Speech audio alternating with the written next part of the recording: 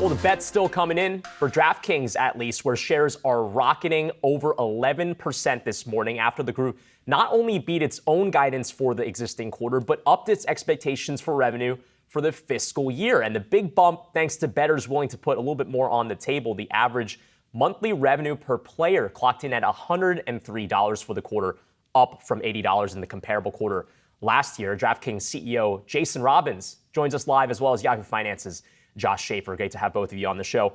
Jason, just kind of break down exactly what you saw in the trends here for your company reporting a better loss than expected. What drove that specifically in the second quarter this year?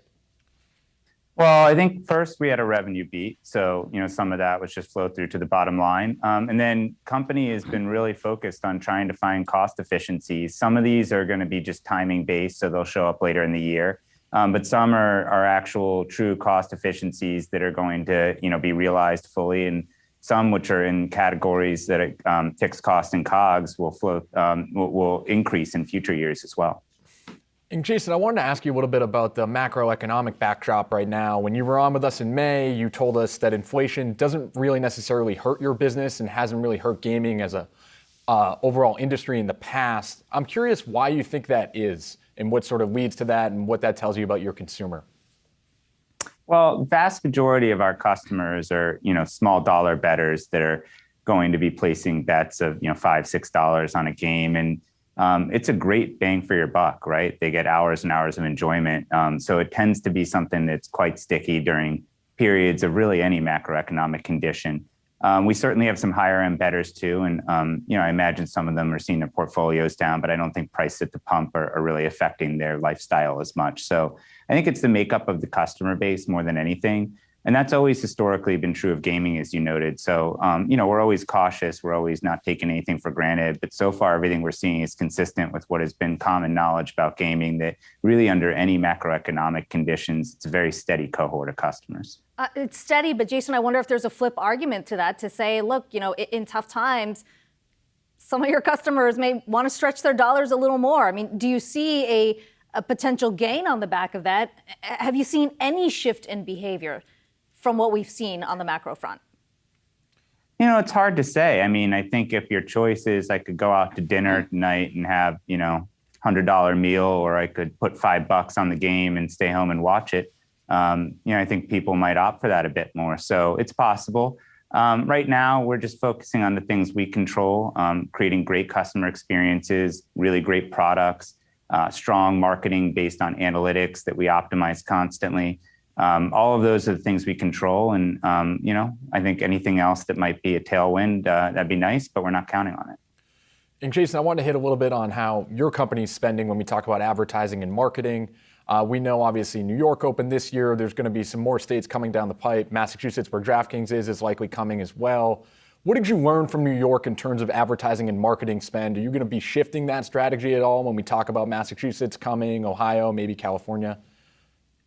Well, I think New York, due to the tax rate, is a market that we pull back quite a bit, as I think have other operators in terms of marketing. Of course, we'll spend a bit going into NFL, but not at the same level we would if it were a lower tax rate market.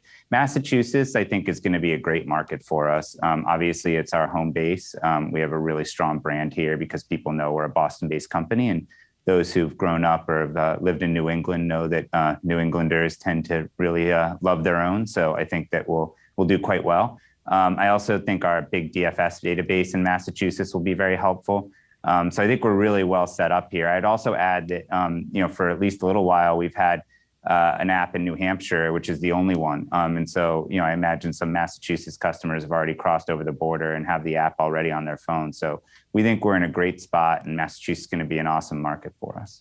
Jason, outside of the markets themselves, what's kind of your approach here when it comes to the content side of things? And we've seen your kind of other competitors like FanDuel say that they want to launch a 24-hour TV network ahead of the 2022 football season. I mean, you do have your own content already right now, video, tech stories, whatnot. How important is that to the growth strategy as you expand to other markets as well?